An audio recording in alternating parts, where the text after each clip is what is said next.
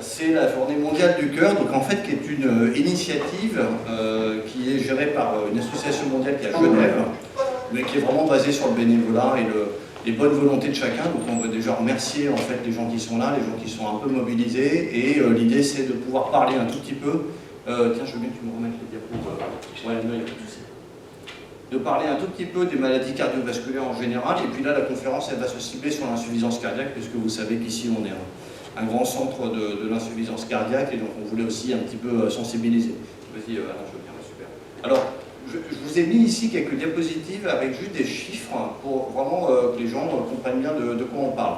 Et c'est des chiffres qui sont très récents, puisqu'ils viennent d'être communiqués, actualisés par la Caisse d'assurance maladie. Voilà, sur les chiffres fin 2019, donc c'est pas encore ceux de 2020 bien sûr. Et vous voyez qu'en gros, sur 67 millions de Français, il y a 8% des Français qui ont une maladie cardiovasculaire, donc ça représente une prévalence importante, c'est une des classes de maladies en fait, les plus fréquemment rencontrées, ça fait à peu près 5,4 millions de personnes françaises dans la population atteintes de maladies cardiovasculaires.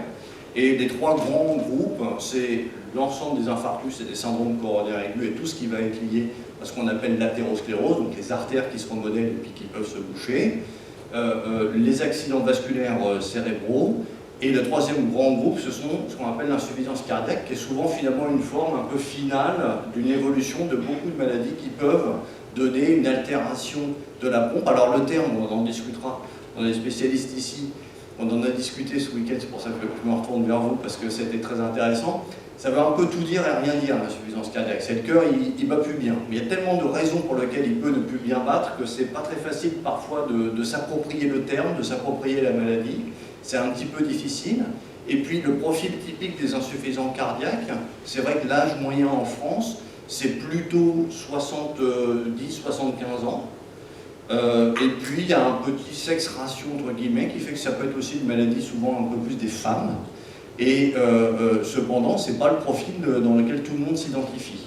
Alors nous, on a ici une fédération, par exemple, pour les sujets plus jeunes, donc pour ceux qui ont moins de 50 ans, vous voyez, ça représente 10% des gens. Je pense qu'il y a 1,2 million d'insuffisants cardiaques en France, et à peu près 10% qui ont moins de 50 ans. Alors ils s'identifient moins à la dame âgée de 75 ans. Vous voyez, par exemple, si vous êtes en pleine période active, vous avez encore une vie familiale et tout ça. Donc il y a des problématiques qui sont différentes parce que c'est une pathologie voilà, qui est très diverse dans son expression, dans ses symptômes et dans le type de profil de patient concerné.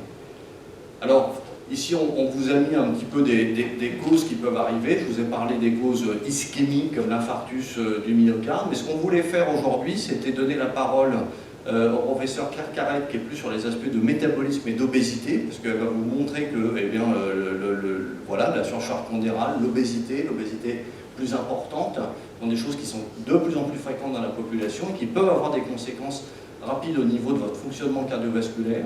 Et puis il y a une deuxième grande cause aussi sur laquelle on a sur le centre, sur Paris-Centre et puis sur Pompidou, une spécificité qui sont la prise en charge des cardiomyopathies, des origines génétiques d'une atteinte en fait du cœur, qui sont des maladies plus rares, mais qui vont aussi survenir souvent plus tôt et qui posent aussi des problèmes bien sûr familiales, de transmission et de traitement spécifiques. Et ça c'est le professeur Agel qui va vous en parler.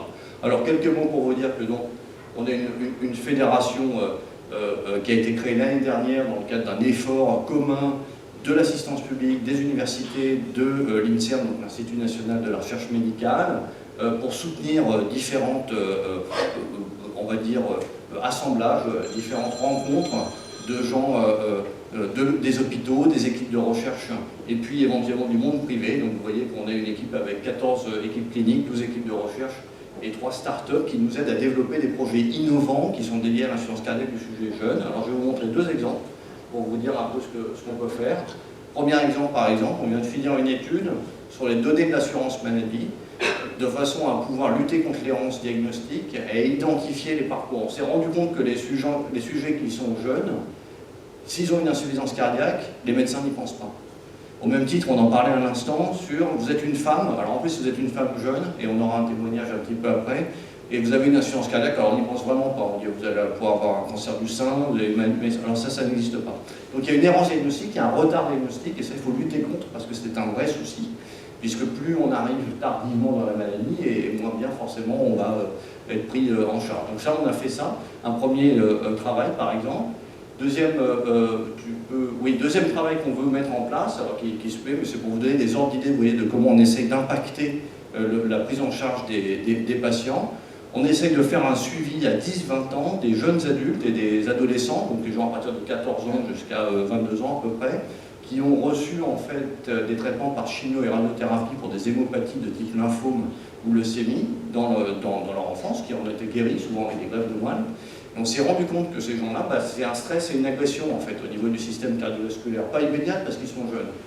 Mais plusieurs données de la littérature montrent maintenant que une décennie, 2 décennies après, donc ça veut dire des gens qui maintenant ont 30, 40 ans, donc pas si vieux que ça, ils ont potentiellement un certain nombre de séquelles, mais ce n'est pas systématiquement regardé. Donc on essaie de monter cette structure avec nos amis de l'oncologie, notamment de Saint-Louis et de l'IGR, de façon à pouvoir, vous voyez, avoir un suivi en fait maintenant renforcé et créer un peu une nouvelle filière de suivi de ces patients.